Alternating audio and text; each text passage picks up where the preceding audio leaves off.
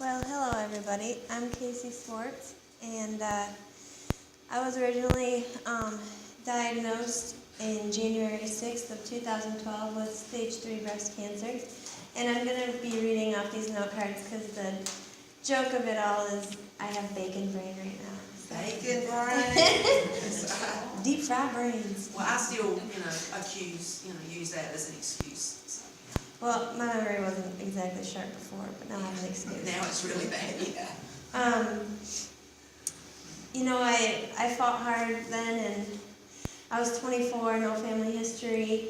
I went through 8 rounds of chemo and 38 radiation segments and got rid of everything. I was done with cancer. I was over it. I had made that decision. And that's the way it was going to be.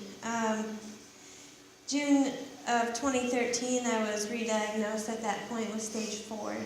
It had went to my lungs in the fluid of my body and my heart. I fought again, and with chemo, and they thought I had went into a remission, but it turns out that I'm now fighting it in my at full brain, both eyes, the base of my spine, my lungs, and my heart.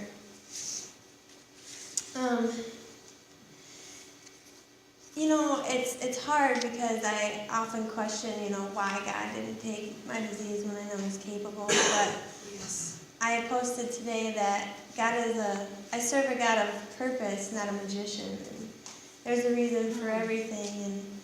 And in my opinion, there's already a cure for cancer, and that's eternal life. And yes. And it's taken me a long time. It's taken me my full fight to really accept this. But once I let God take the wheel, I really am in a place of peace, and I'm excited, and I'm gonna fight. But I'm in God's hands completely, and this was never promised our forever home anyway, so that's exciting in itself. God can handle our frustrations, and I've kind of reached my point of acceptance because of all the anger I have felt and the rage and really kind of crying and yelling at God, and He can handle that, and I needed that to get to the peace and feel God's hand and know He's never left me. And it's kind of like a healthy marriage. Like you have to fight a little bit to get to that peaceful point a little bit. And I feel closer to God now than I ever have. And in fact, I wasn't even Christian before cancer, and I was baptized in March of this year and accepted Jesus last March. And so cancer's really been kind of a blessing in disguise as far as that's concerned, because I didn't have forever life before my disease, and now I have even more.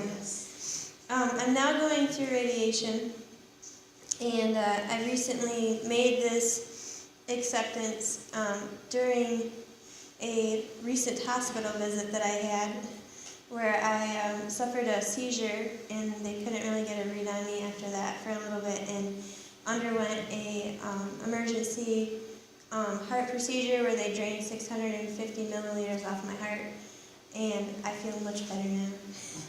But it kind of put everything in perspective that you really just have to maintain your strength and maintain your faith and fight. I made the choice to make the best out of my decision because there's 2 ways you can really go with this, and I've never really been a downer or woe is me, so I'm not going to start. And one of the reasons I'm so in love with the American Cancer Society and Relay is that it has provided me with a purpose. Yes. It's kind of like my silver lining. I've been 2 years team captain for the Enlisted Spouse Club. We have an amazing team this year. We are so gung-ho. In fact, I have 2 co-captains. One is here, Tracy. She's a stage 4 melanoma fighter for 4 years. And her and I have both hit club this year, so we are very proud of All that. right. We both raised over $1,000 personally. I had to give up cosmetology to make fighting my full-time job, but I kept my license to be a Look Good, Feel Better educator, and I teach at Southeastern Medical Oncology, and I love that place. I'm now being treated through UNC and MD Anderson, but SMLC will always be my home, and I love my doctors and nurses there. I was recently asked to guest teach at UNC on the 19th for their scarves, because they don't have a scarf segment, so blessings in disguise. Yes. And I'm very excited about that. I also decided to pray on what God's purpose really truly is for me, and especially with having it so young and everything. And I started a blog called The Fabulous Fight, and it's for women, just showing them that life exists after cancer, and feeling like yourself doesn't end with your diagnosis, and you should feel beautiful no matter what. So it's funny because I don't think God actually said to me, I think you should start a fashion blog. But it's funny how many people have come forward. I do giveaways where amazing people have come forward who hand make scarves for other patients, and I've been able to bless other people with that. And I opened the blog with The Fabulous Fight to Keep the Faith. And to me, that's the most important thing you can remember. Again, we were talking about caregivers.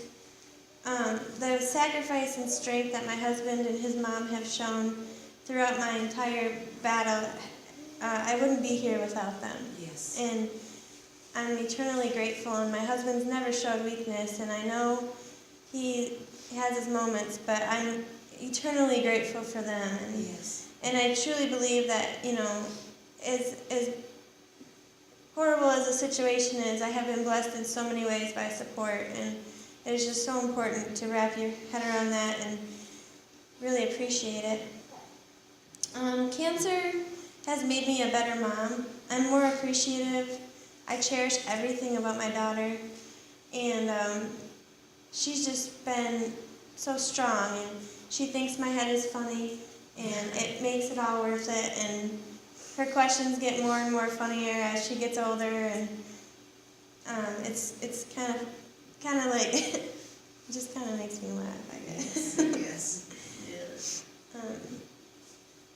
But I wanted to share, and I'm kind of brief because today has already been proving a challenge for me a little bit, so I'm going to probably sneak out. But Kim, I really admire you. I admire your strength, and all you've let God do through your fight is very empowering to me as a woman, and I love you dearly. And I thank you again for inviting me back to speak at your church, and I hope everybody has a happy Hope Sunday.